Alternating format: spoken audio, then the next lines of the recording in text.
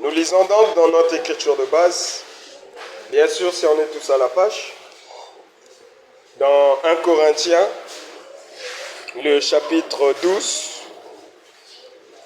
je prendrai du premier verset jusqu'au verset 7, ensuite le verset 11. Je vois encore certaines personnes feuilleter leur Bible, je vais patienter un tout petit peu, que nous soyons tous à la page. Nous sommes dans 1 Corinthiens 12, du verset 1 au verset 7. Je lis la parole au nom du Seigneur Jésus. Pour ce qui concerne les dons spirituels, je ne veux pas, frères, que vous soyez dans l'ignorance. Vous savez que, lorsque vous étiez païens, vous vous laissiez entraîner vers les idoles muettes, selon que vous étiez conduits. C'est pourquoi je vous déclare que nul, s'il parle par l'Esprit de Dieu, ne dit « Jésus est anathème » et que nul ne peut dire « Jésus est le Seigneur » si ce n'est par le Saint-Esprit. Il y a diversité de dons, mais le même Esprit, diversité de ministères, mais le même Seigneur, diversité d'opérations, mais le même Dieu qui opère tout en tous. Or, à chacun la manifestation de l'Esprit est donnée pour l'utilité commune. Verset 11. Un seul et même Esprit opère toutes ces choses, les distribuant à chacun en particulier comme il veut. Que Dieu bénisse la lecture de sa parole. Amen. Vous pouvez prendre place, je vous en prie.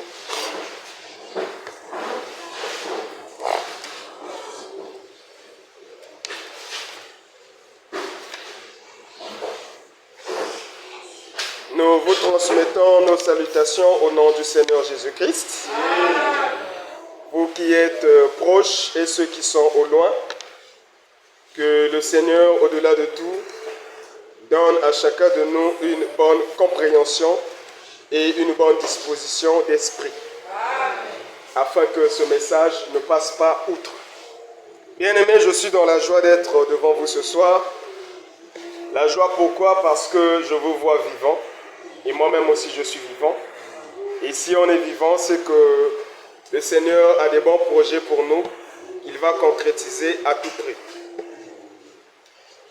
Bien-aimés, ce qui nous a réunis ici, c'est un objectif commun. Cet objectif commun, c'est la parole de Dieu. Ce qui nous a réunis ici, c'est le Seigneur Jésus et rien d'autre.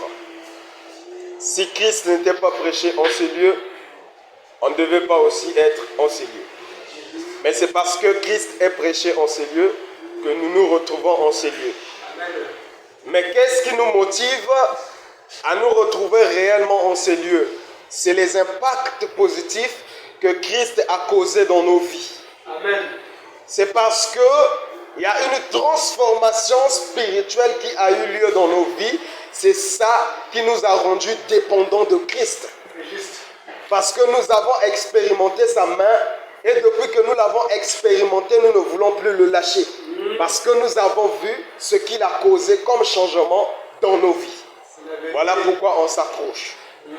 Mais beaucoup plus on s'accroche, pas parce qu'il y a un changement qui a eu lieu, mais parce qu'il y a une promesse qui nous a été faite.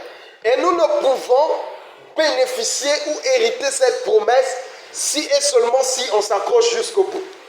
Amen. Et nous savons que pour s'accrocher jusqu'au bout, il n'y a qu'une seule solution, c'est d'écouter la parole qui nous donne la force d'arriver au bout. Donc si nous sommes arrivés en quelque sorte, c'est pour ravitailler nos âmes, afin d'avoir assez de force de poursuivre notre mission jusqu'au bout et de saisir la promesse qui nous a été faite. Est-ce que vous comprenez? Amen. Donc en réalité, ce qui nous a déplacés de nos maisons jusqu'ici, c'est l'intérêt. Amen. L'intérêt du salut. Amen. Est-ce que vous comprenez ça?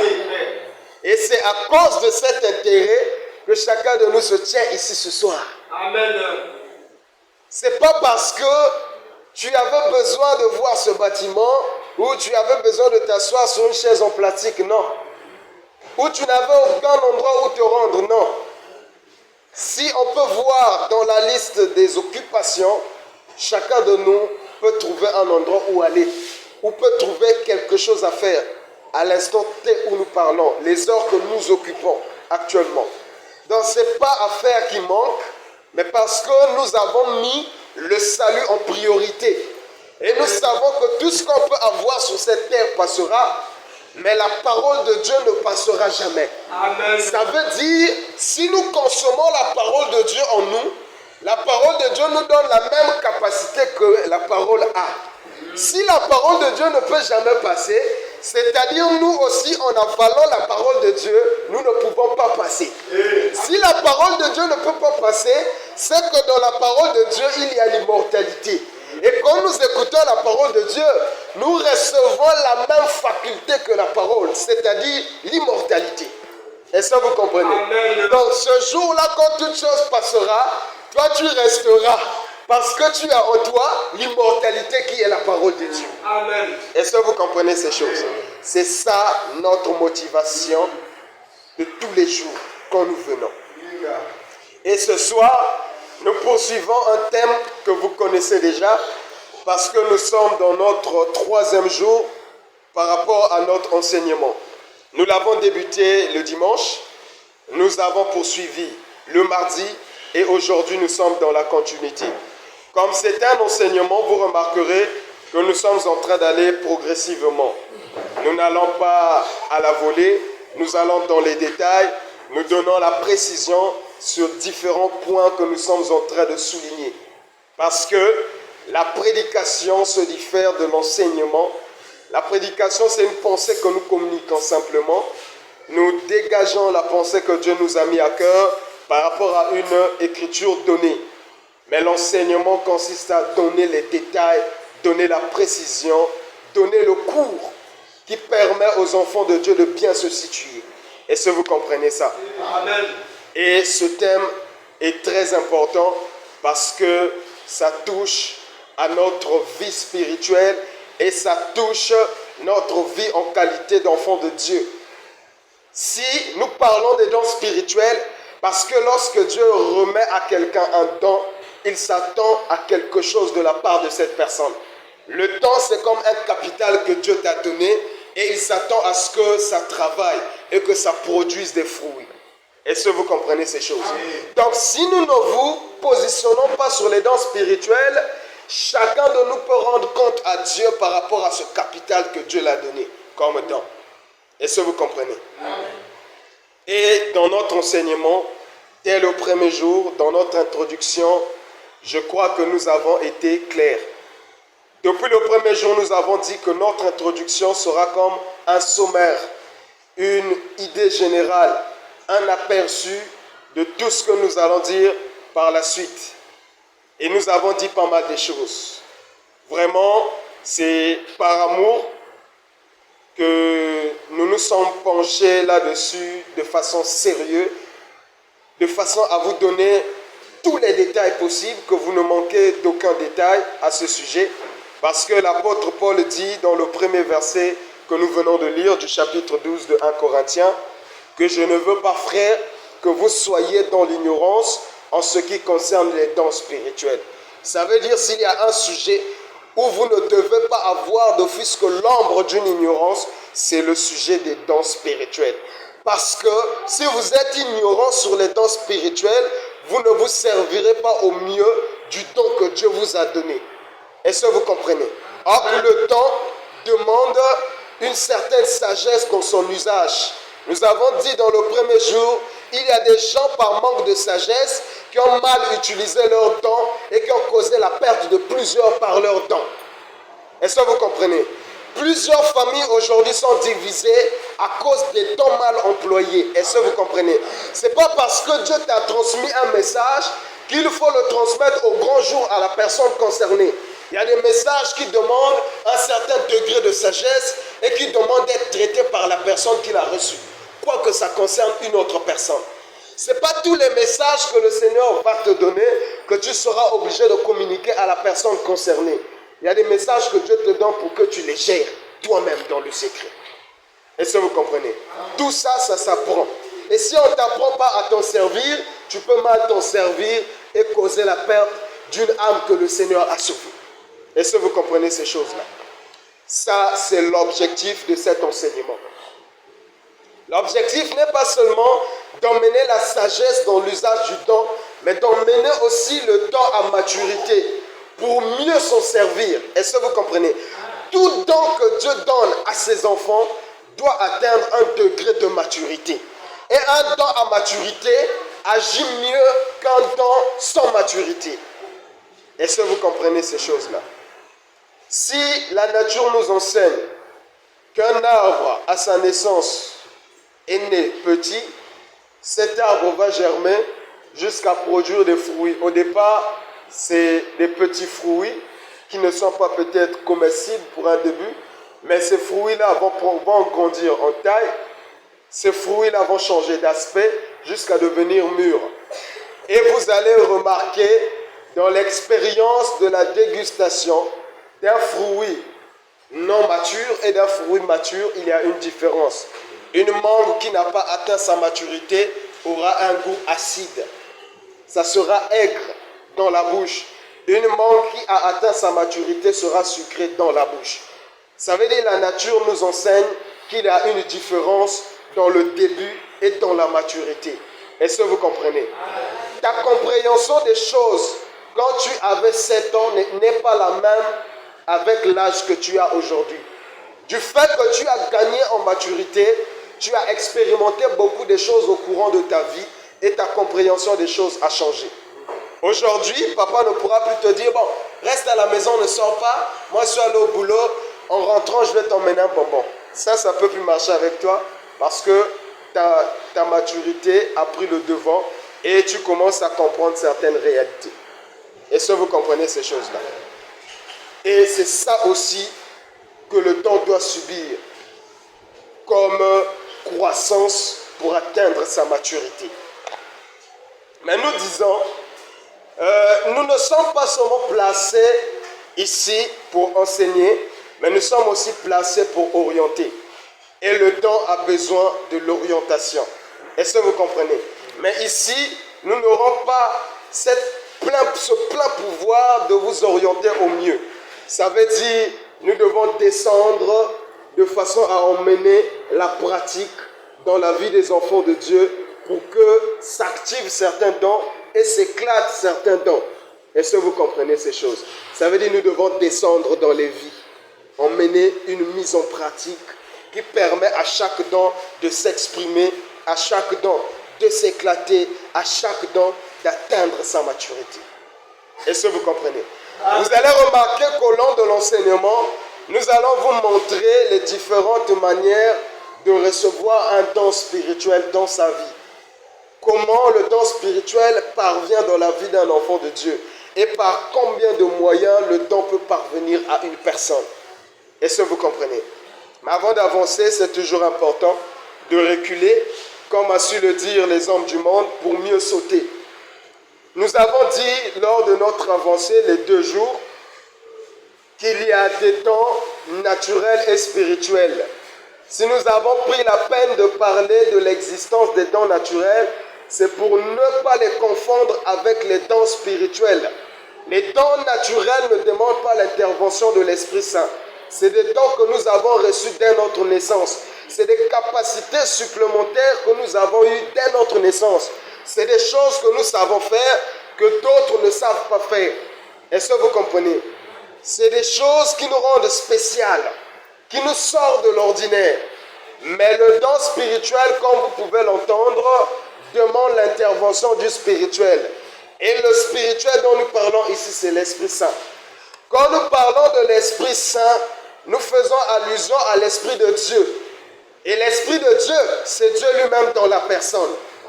Est-ce que vous comprenez? Parce que nous ne sommes pas de ceux qui croyons à la Trinité de Dieu. Nous ne croyons pas à Dieu le Père, nous ne croyons pas à Dieu le Fils, nous ne croyons pas à Dieu le Saint-Esprit. Mais nous croyons à Dieu qui s'est fragmenté en 3 pour accomplir des missions bien précises. Il est Père à la création en tant que Dieu. Il est devenu Fils quand il s'est introduit dans sa propre création pour devenir un sacrifice qui devait enlever le péché de l'homme, et il est retourné au ciel et redescendu dans la vie des hommes sous la forme du Saint-Esprit. Est-ce que vous comprenez? Et c'est ce que nous expérimentons aujourd'hui. Donc s'il y a lieu de parler de Dieu dans sa dispensation, nous disons qu'aujourd'hui, Dieu dans la grâce agit comme étant Saint-Esprit. Amen. Est-ce que vous comprenez? Et nous ne servons pas un Dieu sans nom. Notre Dieu a un nom. Est-ce que vous comprenez? Nous ne l'appelons pas du nom de Dieu, parce que Dieu est une attribution donnée à plusieurs divinités. Quand tu iras chez les Grecs diront qu'ils ont des dieux, mais ces dieux-là ne sont pas le nôtre. Est-ce que vous comprenez ça? Notre Dieu a son nom. Est-ce que vous comprenez? Voilà pourquoi nous, quand nous baptisons, nous ne baptisons pas au nom du Père, du Fils et du Saint-Esprit, mais nous baptisons au nom du Seigneur Jésus-Christ. Parce que le Père a un nom. Est-ce que vous comprenez? Le Saint-Esprit a un nom. Et ce nom, c'est ce qui a été révélé dans le Fils. Voilà pourquoi la Bible dit, il a reçu un nom au-dessus de tous les autres noms. Amen. Et dans les cieux et sur la terre, tout genou fléchit en ce nom. Est-ce que vous comprenez ces choses-là? Donc que ce soit dans le ciel, que ce soit sur la terre, il n'y a qu'un seul nom supérieur devant lequel tout genou fléchit. Amen. Et c'est le nom de Jésus-Christ. Et nous vous prêchons ce Dieu-là avec son nom. Voilà pourquoi quand l'apôtre Paul est arrivé chez les Grecs, quand il est arrivé chez les Athéniens précisément, devant l'aéropage, quand il a tenu son discours, il a dit « J'ai parcouru votre ville et j'ai remarqué que vous êtes une ville extrêmement religieuse. Et je vois que vous avez une grande dévotion à des divinités. J'ai même remarqué que vous avez érigé un autel à un Dieu inconnu. Mais ce Dieu inconnu que vous révérez sans le connaître, c'est celui que je suis venu vous annoncer. » Est-ce que vous comprenez? Et quand Paul les a exposé le Dieu inconnu, il leur a parlé de Jésus-Christ. Est-ce que vous comprenez ces choses? Et ce Dieu qui était autrefois inconnu, c'est celui que nous vous avons fait connaître par l'évangile. Et quand nous prions, nous le prions par son nom. Quand nous le prêchons par son nom. Voilà pourquoi l'Écriture dit, tout ce que vous faites en acte ou en parole, faites cela au nom de Jésus. C'est une recommandation. Et c'est ce que nous faisons. Est-ce que vous comprenez? Nous disons donc, sans Jésus-Christ, il n'y a pas l'existence du don spirituel. Ça veut dire, tant que la personne n'a pas encore reçu Christ dans sa vie, le don spirituel ne lui est pas accessible. Parce que ce qui fait que ce soit appelé don spirituel, c'est la partie spirituelle de Christ. C'est du fait que Christ, par le Saint-Esprit, habite en nous. Donc, tant que Christ ne vient pas habiter en toi par le Saint-Esprit, ce don-là ne peut pas être accessible. Est-ce que vous comprenez ces choses-là? Amen. Ce don ne t'est pas accessible. Pour que tu sois enregistré au niveau de l'État, il faut que tu ailles te faire un livret. Le livret, c'est ton enregistrement dans la liste sociale de l'État. Sans livret, tu es une personne non enregistrée. Est-ce que vous comprenez? Et de même aussi, sans le Saint-Esprit, les dons ne te sont pas accessibles. Les dons naturels, oui, cela t'est accessible par nature. Mais le don spirituel, non. Est-ce que vous comprenez ça? Voilà pourquoi nous disons, l'exercice du don ne peut avoir lieu que par le Saint-Esprit. Mais dernièrement, on avait flashé quelque chose en passant. Nous avons dit, dans l'ombre, quand on parle dans l'ombre, on parle de l'autre côté. On parle du ténèbre. Parce que s'il y a une lumière qui existe, il y a aussi un ténèbre qui existe. Est-ce que vous comprenez? Et nous disons dans l'ombre, dans le monde de ténèbres, il y a un maître qui est là-bas, appelé le prince du monde, appelé le diable, appelé Satan. Et Satan est défini comme étant un imitateur de Dieu. Tout ce qu'il voit Dieu faire, lui aussi il le fait pareillement. Est-ce que vous comprenez? Il y a des dons spirituels qui existent. Il y a aussi des dons démoniaques qui existent. À l'imitation des dons de l'Esprit Saint. Est-ce que vous comprenez?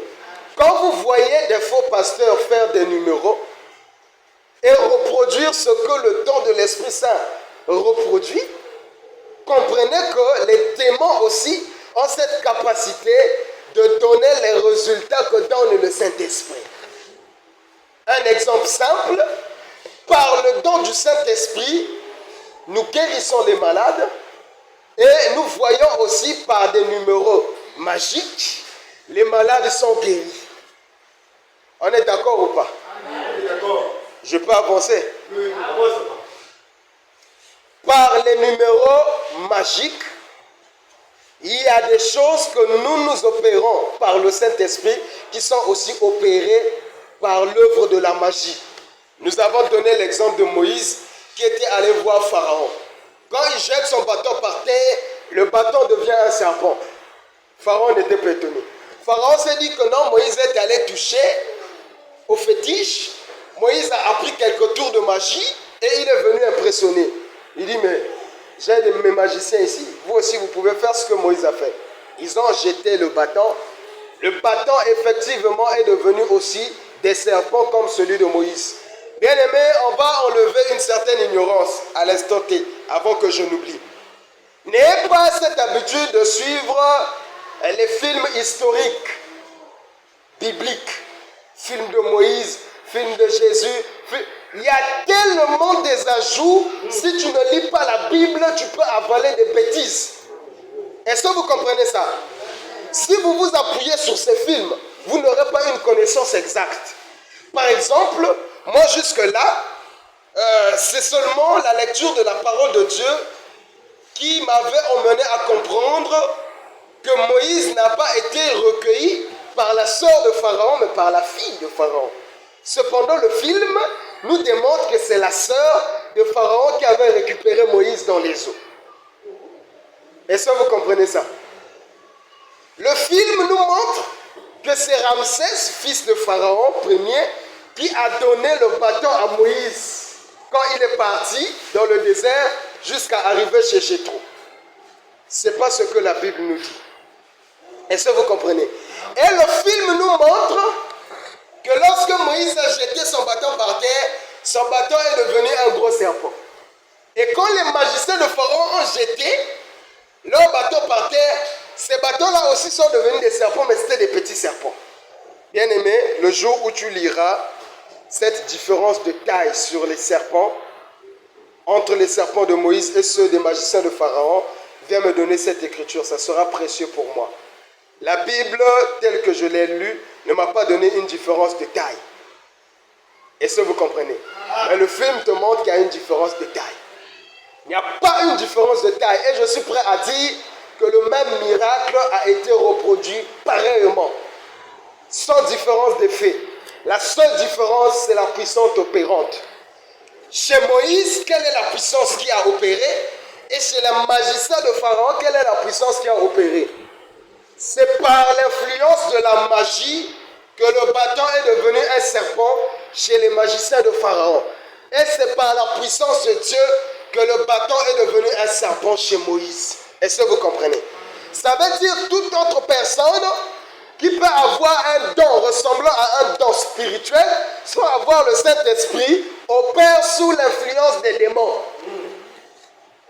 La preuve en elle, cette femme qui avait en elle un esprit de python, opérait avec un don qui ressemble à celui du spirituel. Est-ce que vous comprenez? Elle utilisait un don, une faculté qui ressemblait à celle qui est donnée par le Saint-Esprit. Elle pouvait voir. Est-ce que vous comprenez ça? Elle pouvait voir l'avenir. Elle était en quelque sorte prophétesse. Est-ce que vous comprenez ça? Mais nous disons que ça opérait pareillement parce que les résultats étaient les mêmes. Ça donnait un aperçu de l'avenir. Mais nous disons que l'esprit n'était pas le même. Est-ce que vous comprenez ces choses-là? D'où nous devons bien vous positionner pour ne pas que vous puissiez mal comprendre les choses ou mal pratiquer les choses. Nous avons donc ouvert cette parenthèse dans ce cadre en disant qu'il y a des dons naturels et des dons spirituels qui existent. Nous avons fait la différence là-dessus. Et nous avons même déjà écarté 2 dons de la liste que plusieurs pensaient être des dons. On a écarté le don des Écritures que plusieurs de Bizinga considèrent comme un don valable. Et il y a même un don qui a été joint à cela, celui de lire ces Écritures. Et nous disons que et celui d'écrire et celui de les lire, ce n'est pas des dons bibliques. Est-ce que vous comprenez? Mais si on peut qualifier ça comme étant des dons sataniques, peut-être, je ne sais pas, mais sinon, quand on essaie de feuilleter notre Bible, on ne trouve pas là où il a été mention d'un don des Écritures. Est-ce que vous comprenez? Il s'appuie sur l'écriture de la main qui est sortie de l'ombre, des manches de l'obscurité et qui a écrit sur le chemin de la muraille 3 mots mystérieux. Est-ce que vous comprenez ces choses-là? Mais vous allez remarquer que cette main sans bras qui est sortie des manches de l'obscurité pour écrire ces 3 mots mystérieux n'était pas la main d'un homme. Parce que la Bible dit que c'était l'écriture de Dieu. Voilà pourquoi aucun intellectuel du monde n'a pu déchiffrer cette écriture parce que ce n'était pas une écriture humaine. Ce n'était pas des écrits babyloniens, ce n'était pas des écrits hébreux, ce n'était pas romain, ce n'était pas français. C'était l'écriture de Dieu qui est inconnue aux hommes. Est-ce que vous comprenez? Il s'appuie sur ça pour expliquer ou bien pour certifier l'existence du don des Écritures. Nous disons archi faux. C'est archi faux. Ce don-là n'existe pas. Et nous avons aussi écarté de la liste le don du songe. Nous avons dit que le songe n'est pas un don. Et nous vous avons expliqué la différence qui existe entre un songe et un rêve. Et nous vous avons fait comprendre que le songe est un message que Dieu transmet dans l'esprit de la personne. C'est ce qui fait que lorsqu'on reçoit un songe, on ne l'oublie pas.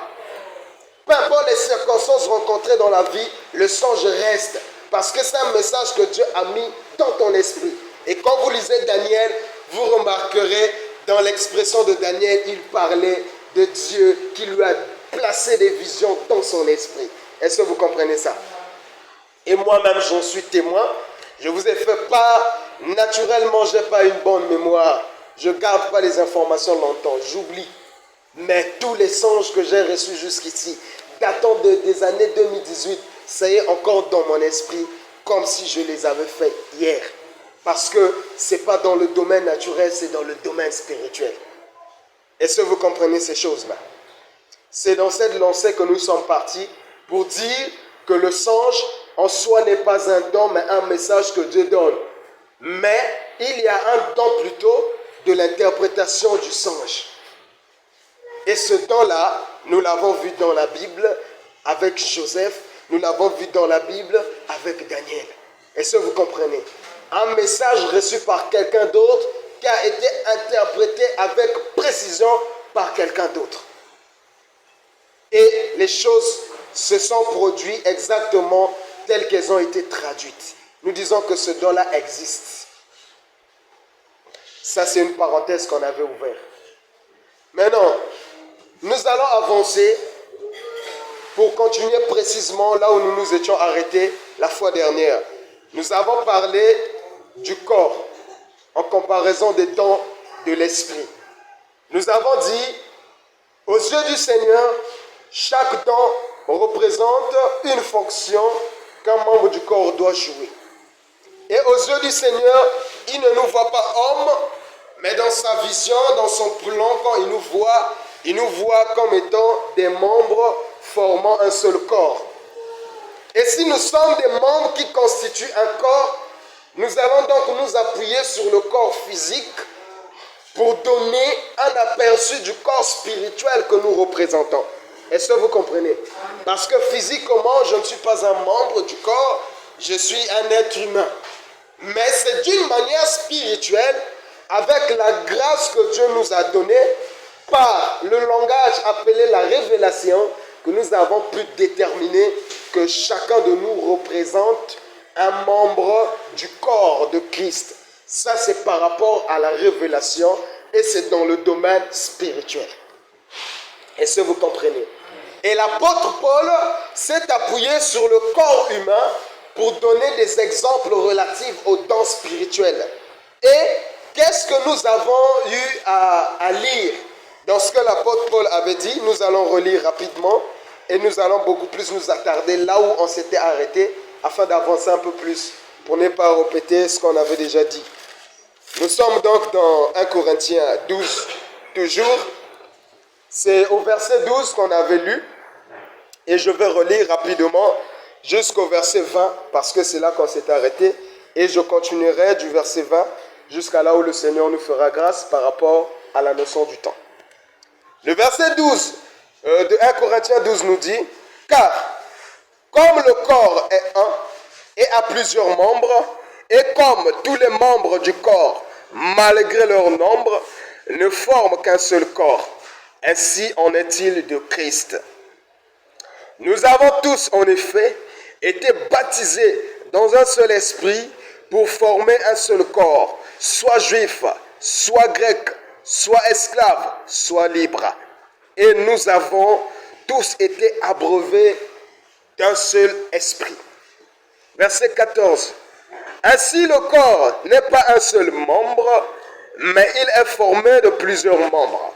Si le pied disait, parce que je ne suis pas une main, je ne suis pas du corps, ne serait-il pas du corps pour cela? Et si l'oreille disait, parce que je ne suis pas un œil, je ne suis pas du corps, ne serait-elle pas du corps pour cela? Si tout le corps était œil, où serait lui? S'il était tous oui, où serait l'odorat? Maintenant, Dieu a placé chacun des membres dans le corps comme il l'a voulu. Si tous étaient un seul membre, où serait le corps? Maintenant, donc, il y a plusieurs membres et un seul corps. Que Dieu bénisse la lecture de sa parole. Bien-aimés, dans cette comparaison, dans cet exemple de l'apôtre Paul nous fait comprendre que chaque membre dans notre corps occupe une place bien précise, occupe une fonction bien donnée, et chaque membre du corps doit respecter la fonction qui a été donnée. L'apôtre Paul a dit, si tout le corps était l'œil, où serait le corps? Si la main dit, parce que je ne suis pas un pied, je ne suis pas pour moi un membre du corps, est-ce que c'est ce qui fera que la main ne soit plus un membre du corps? Non. Même si la main veut être le pied, du fait que Dieu a pris la main et l'a mis à cette place où elle se trouve, la main est déjà un membre du corps. Et la seule chose que la main peut faire, c'est d'accepter qu'il ait une main et non un pied. Et accomplir sa fonction de main. Est-ce que vous comprenez? Le pied doit accepter que c'est un pied et non une main. Et même s'il désirait être une main, il doit être un pied et jouer sa fonction de pied. Et l'apôtre Paul dit, si l'oreille dit que moi je veux être un œil, et que l'œil dit moi je veux être l'oreille, comment le corps va-t-il fonctionner? Si chaque membre voulait à son gré devenir un autre membre, comment deviendra le corps? Tu te réveilles un bon matin, la main a décidé de devenir un œil. Ça veut dire en dehors de tes 2 yeux que tu as, tu vas te retrouver encore avec un œil supplémentaire au niveau de la main. La main n'y est plus, la main est devenue un œil. Le pied aussi dit, bon, marcher, c'est pas si intéressant que ça, j'aimerais aussi voir ce que ça fait d'écouter. Le pied devient une oreille. Tu as maintenant 3 oreilles, un seul pied. Tu vas marcher comment? Ça veut dire, Dieu qui a placé chaque membre du corps à sa place, connaît le pourquoi et connaît la fonction déterminée qu'il a donnée à chaque membre. Mais nous avons dit, vous allez remarquer qu'il y a des membres pour fonctionner, il faut d'abord qu'il y ait un autre membre qui travaille. Si ce membre n'accomplit pas son travail, il va gêner le travail d'un autre membre. Et nous avons donné l'exemple avec notre estomac. L'estomac ne peut que travailler ce que la bouche a mangé. Est-ce que vous comprenez? La bouche est chargée de mâcher et d'envoyer ce qu'il a mâché à l'estomac. L'estomac est chargé de compacter ce bol alimentaire et de l'envoyer ensuite aux intestins. Ce qui se passe bien après ne regarde plus l'estomac. Mais si la bouche n'a pas d'abord mangé, l'estomac ne pouvait pas travailler. Si l'estomac n'a pas travaillé, les intestins ne peuvent pas travailler. Est-ce que vous comprenez? Vous voyez que la bouche, par le manque de travail, a paralysé déjà 2 membres du corps. Ça, c'est 2 membres principaux que nous avons cités. Mais si nous rentrons dans la digestion pour donner les détails des éléments qui interviennent lors de la digestion, vous remarquerez que si la bouche ne mange pas, la bouche paralyse plusieurs membres. Est-ce que vous comprenez ça? Parce qu'il n'y a pas que l'estomac qui travaille. On a une vésicule biliaire qui travaille, qui est chargée de soutirer du sucre et de mettre un stock, de sorte que le jour où tu seras en jeûne, que tu seras fatigué, qu'ils prennent ce sucre et qu'ils te le distribuent dans ton corps pour que tu ressentes une certaine force à un moment donné. J'étais fatigué, mais je n'ai rien mangé, je sens une certaine force. C'est ce membre qui a libéré le sucre qui est en lui pour te donner un peu d'énergie. Est-ce que vous comprenez? Mais ce membre, pour libérer le sucre qui est en lui, il y a un autre membre qui doit travailler. Ce membre-là, c'est le pancréas qui doit libérer une substance qui doit arriver jusqu'à ce membre qui doit libérer ce sucre-là. Vous voyez que rien que dans la digestion, il y a un travail complexe qui se fait. Donc, un tel membre travaille pour favoriser le travail du membre suivant et ensuite de l'autre membre et ainsi de suite. Qu'est-ce que nous voulons dire? En ne mettant pas à l'exercice ton temps, sache que tu freines le temps des autres. Il y a des dons qui travaillent dépendamment des autres dons. Il faut que le don de l'autre travaille d'abord avant que son don ne travaille. Est-ce que vous comprenez ces choses-là? Amen. La présidence, c'est un don. Voilà pourquoi la Bible dit que celui qui préside, celui qui est appelé à la présidence, puisse s'attacher à sa présidence. Est-ce que vous comprenez ces choses-là? Celui qui est attaché à l'exhortation s'attache à son exhortation. Mais vous allez comprendre une chose. L'exhortation n'est pas faite pour le païen. L'exhortation est faite pour celui qui a déjà fait un pas dans le Seigneur. Et l'exhortation est là pour le fortifier, le maintenir sur la voie. Le païen, par contre, a besoin d'être évangélisé. Ça veut dire d'être gagné à Christ. Parce que l'exhortation vient pour le fortifier, vient pour son maintien. Mais comment l'exhortation va fortifier une personne qui n'a pas encore adhéré à la vision du Christ? Ça veut dire, pour que l'exhortation agisse, il faut qu'il y ait d'abord l'évangélisation qui travaille. Est-ce que vous comprenez?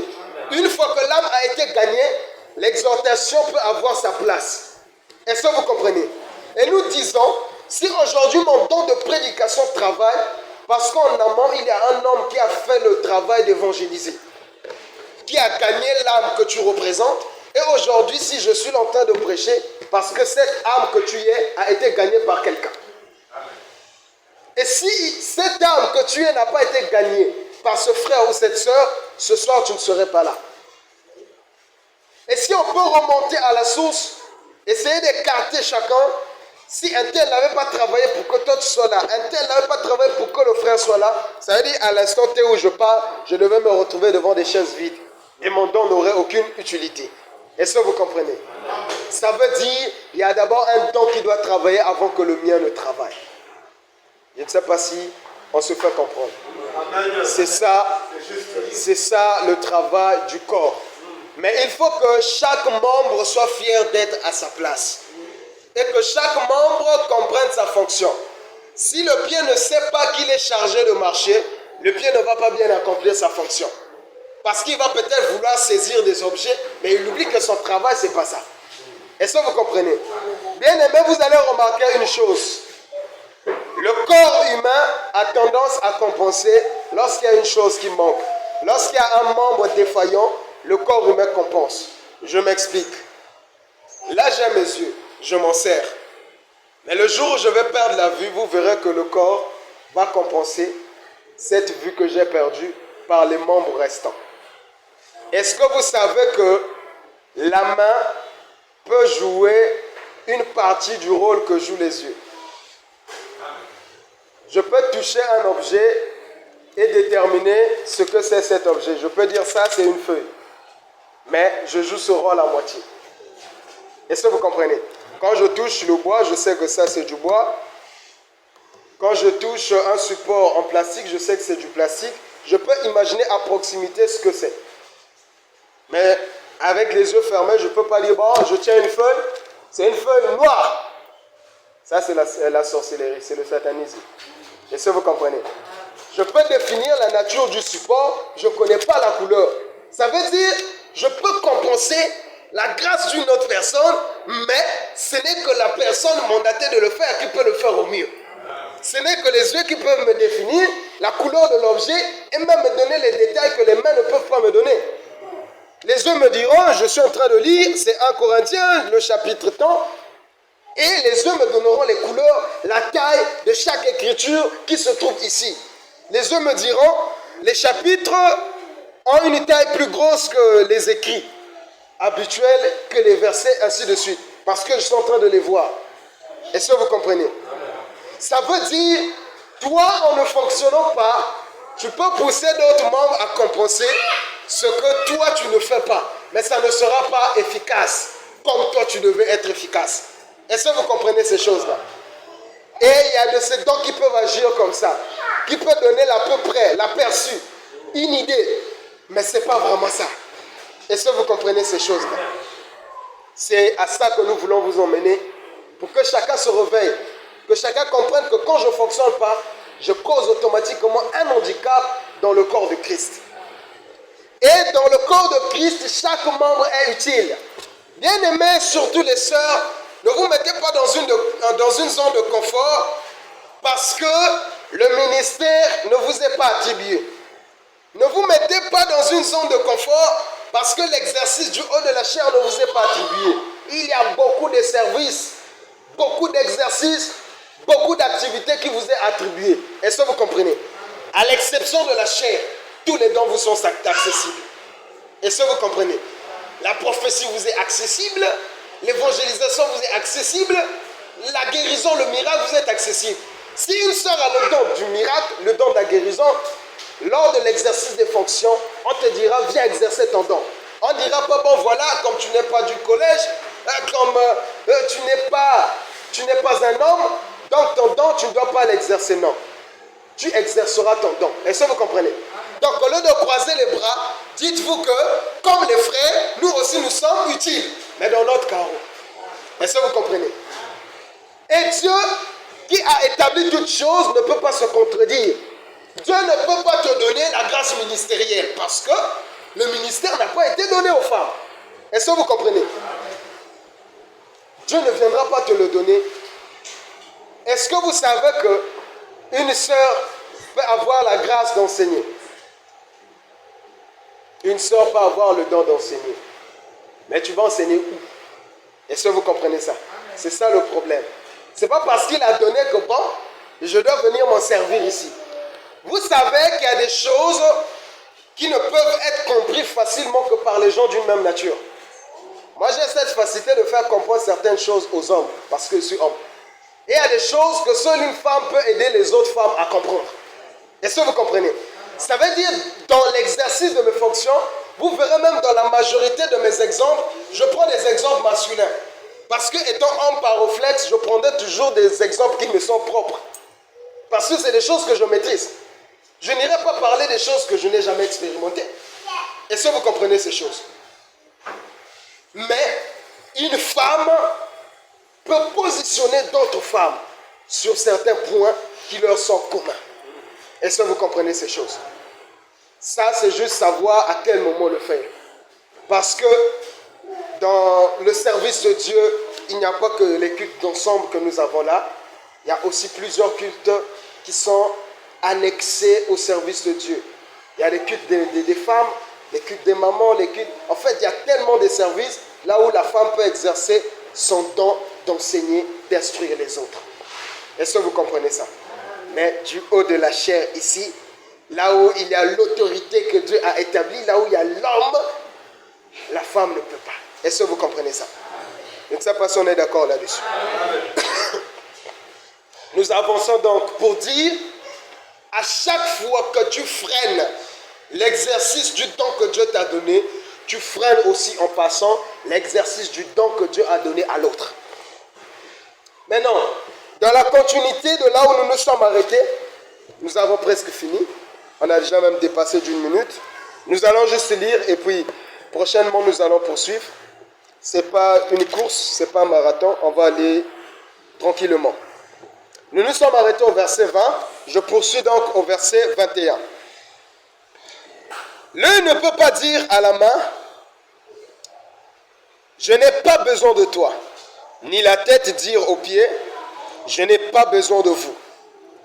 Mais bien plutôt, les membres du corps qui paraissent être les plus faibles sont nécessaires. Et ceux que nous estimons être les moins honorables du corps, nous les entourons d'un plus grand honneur. Ainsi, nos membres les moins honnêtes reçoivent le plus d'honneur, tandis que ceux qui sont honnêtes n'en ont pas besoin. Dieu a disposé le corps de manière à donner plus d'honneur à ceux qui en manquaient, afin qu'il n'y ait pas de division dans le corps, mais que les membres aient également soin les uns des autres. Et Dieu bénisse la lecture de sa parole. Amen. Là, le Seigneur nous appelle à l'unité. Tel le corps humain est uni, le Seigneur nous appelle aussi à l'unité dans l'exercice de nos dons. Est-ce que vous comprenez? Il est inutile de vouloir que ton don puisse dépasser celui de l'autre. Il n'y a pas une supériorité en termes de dons. Est-ce que vous comprenez? Et moi qui prêche, et le frère d'à côté qui a le don de l'exhortation, je ne les dépasse en rien.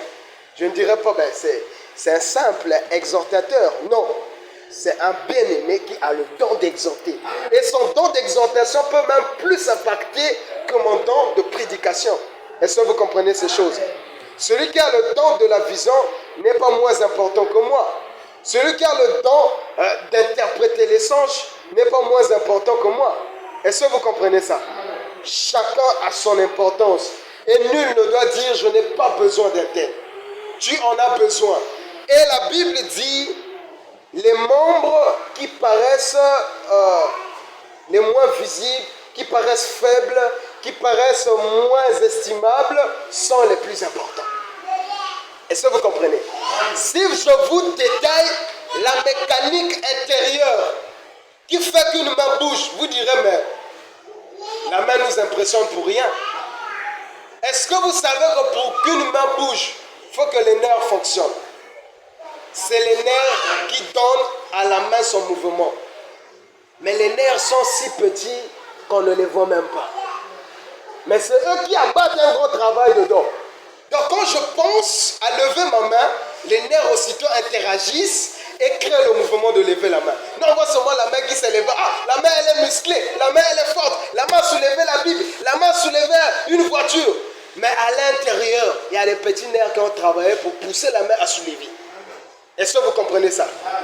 Je suis là en pleine forme, en train de crier. Mais est-ce que vous savez que c'est le battement d'un petit cœur qui fait que tout ce corps bouge? Mais le cœur est caché, on ne le voit pas. On voit toute la structure extérieure, on dit waouh, c'est bon, ça c'est fort, ça c'est honorable, ça c'est plus important. Mais les plus importants sont cachés. Est-ce que vous comprenez? Si on t'enlève les poumons, tu es mort. Mais les poumons, on ne les voit pas. Mais si on te coupe la main, tu continueras à vivre. Est-ce que vous comprenez ça? Mais la main, elle peut être là. Si on te coupe les nerfs, tu perds l'usage de ta main. Est-ce que vous comprenez ça? Vous remarquerez, ceux qui souffrent de la paralysie ont un problème neuronal. C'est les nerfs qui sont touchés qui leur empêchent d'exercer les mouvements qu'ils exercent. Même l'œil pour s'ouvrir, c'est les nerfs qui travaillent pour que tes yeux s'ouvrent, pour que tes yeux se ferment. Et regardez à quelle rapidité ils travaillent pour que tu exerces ces mouvements en secondes. Est-ce que vous comprenez? Mais ces membres-là sont cachés. Ce n'est pas parce qu'ils sont cachés qu'ils n'ont pas d'utilité. Il y a aussi des dons caché, qui opère dans l'ombre, mais qui fait que certains dons soient plus visibles. Mais cette visibilité ne peut pas être possible sans l'exercice de ces dons-là. Est-ce que vous comprenez? C'est ceux qui travaillent dans l'ombre qui abattent le plus grand travail. Est-ce que vous comprenez? Je suis là, je lis ma Bible, je viens me pointer ici, je prêche. Mais le travail de prendre un incrédule dans son monde, dans sa vie, le convaincre de venir écouter la parole de Dieu, ça c'est un travail. Aller se pointer devant sa porte et dire que je vais t'attendre, tu vas te laver, on va partir. Ça, moi, je ne l'ai pas fait. Moi, je suis ici. Je fais la gueule, je suis ici, je suis en train de crier et d'envoyer. Mais il y a quelqu'un qui est allé se positionner devant la porte pour attendre ce païen qui lui fait des grimaces pour venir à l'église. Est-ce que vous comprenez? Un travail invisible, un travail qu'on n'a pas vu à l'œil nu, mais qui a produit des fruits, qui a fait que mon don à moi travaille. Est-ce que vous comprenez ces choses-là? Pour dire, considérons-nous les uns les autres. Et si le Seigneur a causé cette harmonie dans le corps pour que le corps soit un? Est-ce que vous comprenez? Vous verrez, avec un réflexe inconscient, plus je vais parler, plus je vais transpirer. Vous remarquerez que la main va passer. Mais ce n'est pas la main qui a transpiré. C'est le visage qui transpire. Mais la main, pour éviter que la sueur n'entre dans mon œil, le doigt va passer pour dévier cette sueur afin que l'œil ne soit pas touché. Mais en réalité, la main n'est pas concernée. Même si l'œil est touché, la main n'aura pas mal. Est-ce que vous comprenez ça?